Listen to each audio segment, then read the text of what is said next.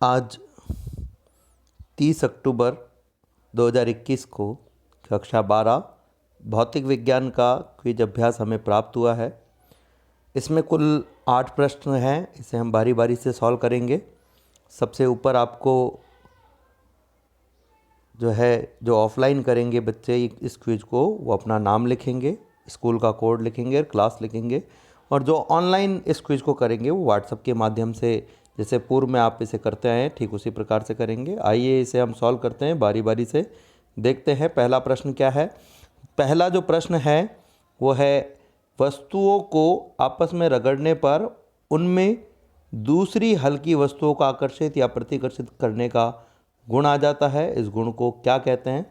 देखिए, जब दो वस्तुओं को आपस में घर्षित किया जाता है तो घर्षित करने पर एक वस्तु से इलेक्ट्रॉन दूसरी वस्तु में चले जाते हैं। इससे एक वस्तु पर इलेक्ट्रॉन की कमी आ जाती है, जिससे इस पर धनावेश आ जाता है, और दूसरी वस्तु पर इलेक्ट्रॉन की अधिकता हो जाती है, जिससे उस पर ऋणावेश आ जाता है। ये जो प्रक्रिया है इसे आवेशन कहा जाता है। तो हम ये कह सकते हैं कि वस्तुओं को आपस में रगड़ने पर दूसरी हल्की वस्तुओं को आकर्षित करने का जो गुण है वो गुण वैद्युत आवेश कहलाता है। अगला प्रश्न देखते हैं। सजातीय आवेश हमेशा एक दूसरे को खाली स्थान के लिए सही विकल्प को हमें चूज़ करना है। सजातीय आवेशों का अभिप्राय, अगर धनात्मक और धनात्मक आवेश की हम बात करें तो, और ऋणात्मक आवेश की हम बात करें तो हम सब जानते हैं कि दो धनात्मक आवेशों के मध्य प्रतिकर्षण होता है, और ठीक उसी प्रकार से दो ऋणात्मक आवेशों के मध्य भी प्रतिकर्षण होता है। तो इसका जो सही आंसर है वो आंसर संख्या 2 है, प्रतिकर्षित करते हैं। अगले प्रश्न पर चलते हैं। एबेनॉइड की आवेशित छड़ को, प्रश्न संख्या 3, एबेनॉइड की आवेशित छड़ को कांच की आवेशित छड़ के पास ले जाने पर आकर्षण होता है। इसका कारण है, देखिए, जब भी एबेनॉइड की छड़ को हम कांच की छड़ के पास में ले जा रहे हैं और दोनों में मान लीजिए घर्षण हो रहा है, ये एबेनॉइड की छड़ है, ये ग्लास रॉड है, दोनों में आकर्षण हो रहा है, तो डेफिनेटली दोनों पर विजातीय आवेश होंगे, तभी इनमें आकर्षण हो सकता है। तो इसका जो सही आंसर है वो है आंसर संख्या 2, दोनों छड़ों पर विजातीय आवेशों का होना। ये आंसर पहला इसलिए सही नहीं है क्योंकि सजातीय आवेशों में प्रतिकर्षण होता है। उदासीन वाला आंसर भी सही नहीं है। दो उदासीन वस्तुओं में गुरुत्वाकर्षण के कारण आकर्षण तो होता है, लेकिन वो इतना कमज़ोर होता है कि एक दूसरे को आकर्षित करती हुई दिखाई आपको नहीं देंगे। तो सही आंसर इसका आंसर संख्या 2 है। अगले प्रश्न पर चलते हैं। देखिए अगला प्रश्न क्या है। बहुत ही सरल सा ये क्विज हमारा आया है, एक तरीके से पुराने क्विज़ का दोहरान है ये। नीचे दी गई कौन सी धातु विद्युत का सबसे अच्छी चालक है? तो विद्युत का जो सबसे अच्छा चालक होता है इन सब में से वो है चांदी। चांदी जो है इसका प्रतिरोध सबसे कम होता है, इस वजह से हम ये कह सकते हैं कि विद्युत का सबसे अच्छा चालक है। या हम ये भी कह सकते हैं कि चांदी की चालकता बाकी अन्य पदार्थों की तुलना में, तांबे, लोहे और एल्युमिनियम की तुलना में अधिक है, इसलिए सबसे अच्छा चालक है। अगले प्रश्न पर चलते हैं। अगला प्रश्न है, यदि किसी आवेश Q को अनंत से विद्युत क्षेत्र में के भीतर किसी बिंदु P तक लाने में W कार्य करना पड़ता है तो विद्युत विभव V का मान क्या होगा? किसी आवेश को अनंत से विद्युत क्षेत्र में लाने में किया गया कार्य जो है, इकाई आवेश को लाने में किया गया जो कार्य है V, उसे हम विभव कहते हैं। तो कार्य का जो मान है वो इकाई आवेश के लिए निकालना होगा। इसका सूत्र हम सब जानते हैं, V बराबर W/Q होता है। तो इस तरीके से हम कह सकते हैं इसका जो सही आंसर है वो है V बराबर W/Q। विभव बराबर कार्य बटा आवेश से इसका मान निकाला जा सकता है, कार्य बटा आवेश। तो बड़ा ही सरल सा प्रश्न है, इजी प्रश्न है, सीधे सूत्र पर आधारित है। सही उत्तर इसका 1 है। देखते हैं अगला प्रश्न क्या है। प्रश्न संख्या 6, किसी चालक के समस्त आयतन में स्थिर वैद्युत विभव का मान खाली स्थान के लिए उचित विकल्प चुनना है। बदलता है, नियत रहता है, कम हो जाता है या बढ़ जाता है। इन चारों में से हमें देखना है सही आंसर कौन है। तो देखिए, कोई भी चालक जो होता है उसके किसी भी बिंदु पर अगर आपको विभव निकालना है तो हम ये कहेंगे कि किसी भी आवेश को अनंत से किसी ज्ञात बिंदु तक लाने में किया गया कार्य, इकाई आवेश के लिए किया गया कार्य विद्युत विभव कहलाता है। किसी भी आवेश को अनंत से पृष्ठ तक लाने में मान लीजिए W कार्य करना पड़ रहा है, तो चूंकि किसी भी चालक के भीतर विद्युत क्षेत्र प्रत्येक बिंदु पर शून्य होता है, इस बिंदु पर भी शून्य है, इस बिंदु पर भी शून्य है, इस बिंदु पर, इन सभी बिंदुओं पर शून्य है, इसलिए पृष्ठ से किसी भी बिंदु तक इस आवेश को लेके जाया जाए, अतिरिक्त कोई कार्य हमें नहीं करना पड़ता है। यानी अगर मैं इन सभी बिंदुओं को नाम दूं A, B, C, D, E, तो किसी भी इकाई आवेश को अनंत से पृष्ठ तक लाने में अगर W कार्य करना पड़ रहा है, तो पृष्ठ से चाहे A बिंदु तक लेकर जाया जाए, चाहे B तक, चाहे C तक, चाहे C तक, चाहे D तक और चाहे E तक, किसी भी बिंदु तक ले जाने में हमें अतिरिक्त कोई कार्य नहीं करना पड़ रहा। प्रश्न ये उठता है अतिरिक्त कार्य क्यों नहीं करना पड़ रहा है? क्योंकि चालक के भीतर विद्युत क्षेत्र का मान शून्य होता है, इसलिए चालक के भीतर जो कूलाम बल है उसका मान होता है Q × E से शून्य।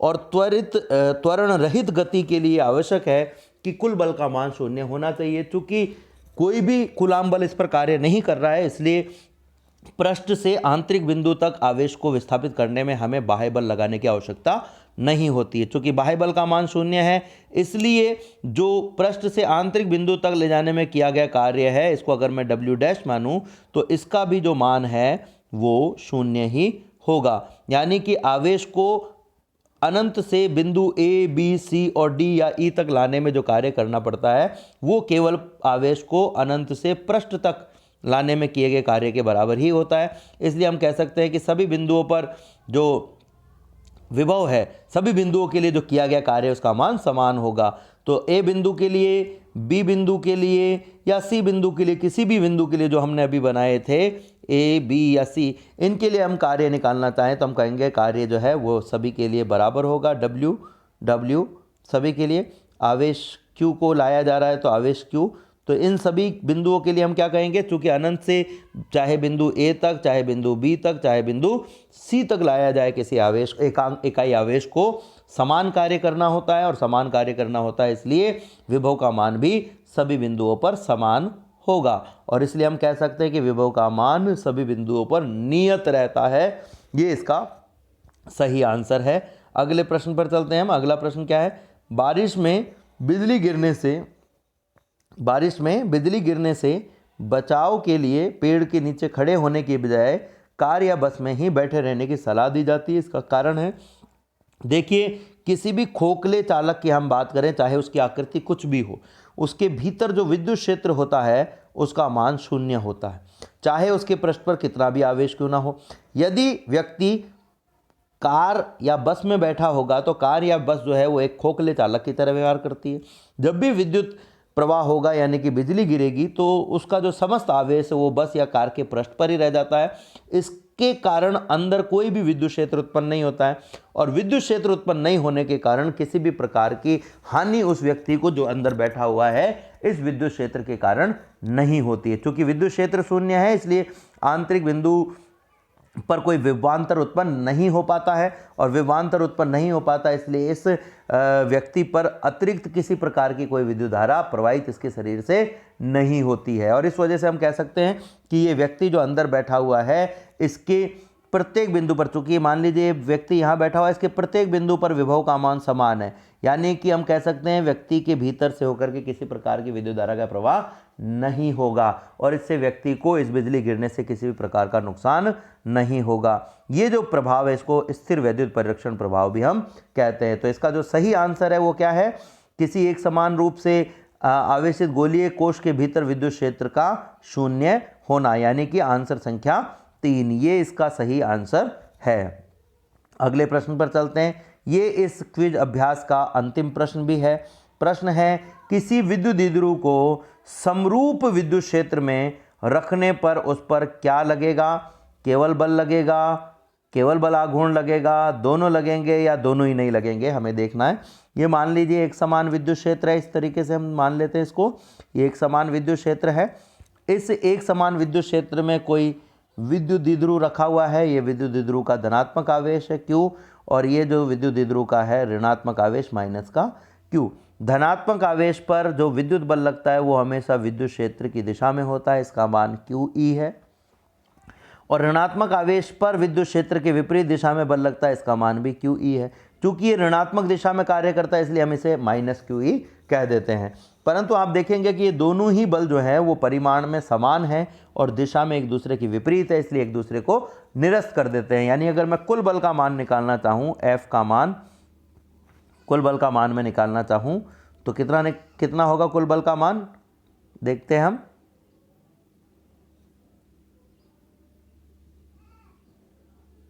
कुल बल का जो मान होगा हमारे पास में वो हो जाएगा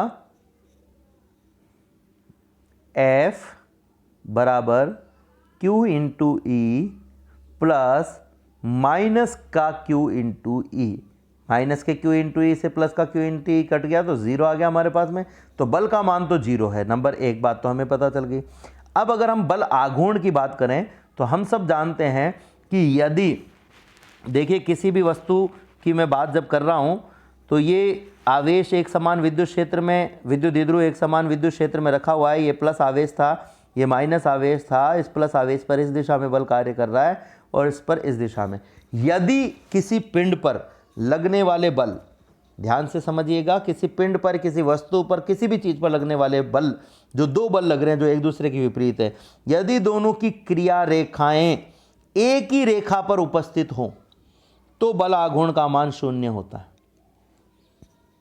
तो किसी प्रकार का कोई बल आघूर्ण उत्पन्न नहीं होता है। लेकिन यदि एक ही क्रिया रेखा पर नहीं हो, इनकी क्रिया रेखाएं एक दूसरे से कुछ दूरी पर हों, जैसे आप देख रहे हैं इसकी क्रिया रेखा ये है और इस बल की क्रिया रेखा ये है, ये Q इंटू है, ये इन दोनों में एक दूसरे से के बीच में कुछ ना कुछ दूरी है, तो ये बल इस विद्युत द्विध्रुव को घूर्णन कराने का प्रयास करते हैं। और घूर्णन कराने का प्रयास करते हैं तो इसका मतलब हम क्या कह सकते हैं, यहाँ एक बल आघूर्ण उत्पन्न होगा टॉर्क Q, और उसका मान कितना होगा, इस आवेश का परिमाण, इस बल का परिमाण Q इंटू ई, और दोनों इन बलों के मध्य की जो ये लंबवत दूरी है, इसको मैं अगर d कहूँ, जो कि दोनों से 90 डिग्री का कोण बना रहे, तो इस d के गुणनफल के बराबर होगा।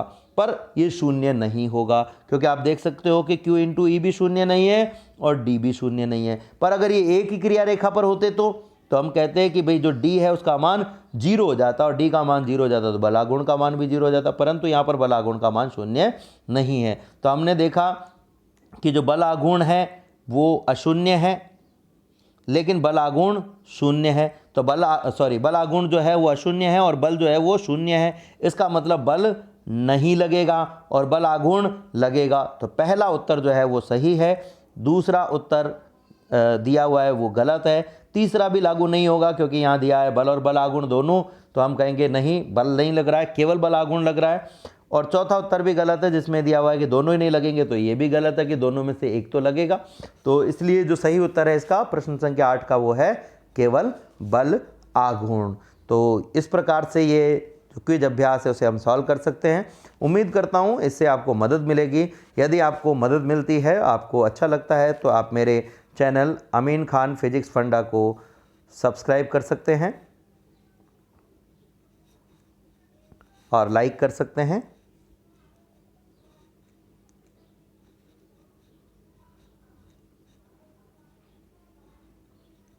धन्यवाद।